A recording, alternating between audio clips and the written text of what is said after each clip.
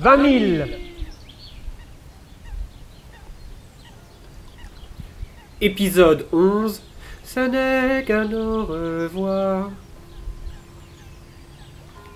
L'oiseau planait en cercle concentrique, battant des ailes pour attirer l'attention à lui.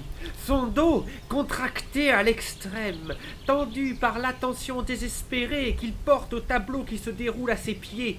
Les tripes volent, les trompes sont tranchées nettes, les plumes arrachées des ailes des valkyries jonchent le sol, des fleuves de sang s'insinuent dans les sillons qui n'arrivent plus à les boire.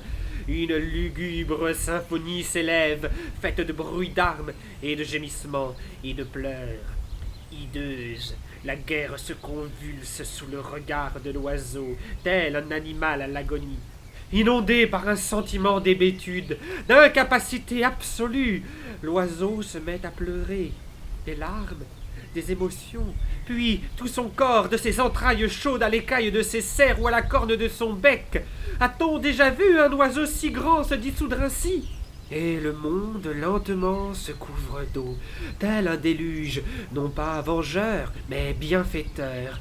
Inonder les corps des éléphants, inonder les corps des valkyries, inonder les toits, inonder les feux de Bengale et de brousse, les architectures de briques, les songes et les mirages, inonder même les océans, inonder la parole, inonder les trompes de guerre, les mafieux, les bandits, les justes, inonder les sommets inatteignables, inonder les vermines rampantes, inonder jusqu'au 100e étage.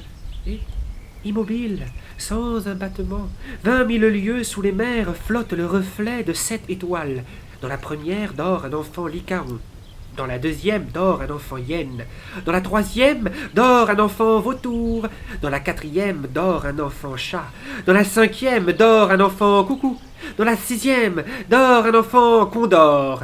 Dans la septième dort un enfant héron.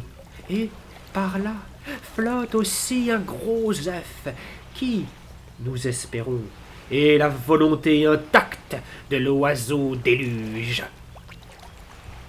20 000. 20 000 ans. 20 000 fois. 20 000 plus tard. 20 000 avant. 20 000 après. 20 000 clôtures. 20 000 voyages. 20 000 fois au même moment.